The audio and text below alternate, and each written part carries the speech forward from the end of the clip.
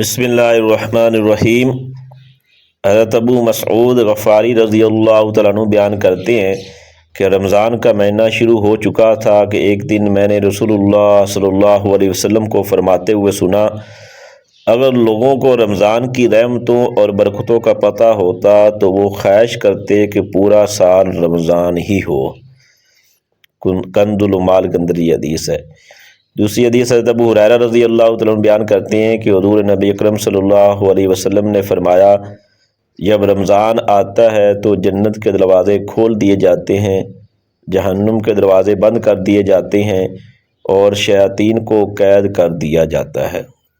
مسلم شریف کی یہ حدیث ہے۔ وہ شخص بڑا ہی بد نصیب ہے جس نے رمضان کا مہینہ پایا لیکن اس کی بخشش نہ ہوئی۔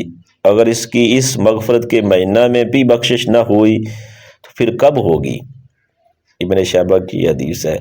حضرت ابو ہریرہ رضی اللہ عنہ بیان کرتے ہیں کہ رسول اللہ صلی اللہ علیہ وسلم نے فرمایا، 5 نمازیں اور ایک جمعہ سے لے کر دوسرا جمعہ پڑھنا اور ایک رمضان سے دوسرے رمضان کے روزے رکھنا ان کے درمیان واقع ہونے والے گناہوں کے لیے کفارہ بن جاتے ہیں جب تک کہ انسان کبیرہ گناہ نہ کرے۔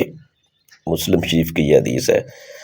حضرت عمر بن خطاب رضی اللہ تعالیٰ عنہ سے مروی ہے کہ حضور نبی اکرم صلی اللہ علیہ وسلم نے فرمایا، ماہ رمضان میں اللہ تعالیٰ کا ذکر کرنے والا بخش دیا جاتا ہے اور اس ماہ میں اللہ تعالیٰ سے مانگنے والے کو نامراد نہیں کیا جاتا۔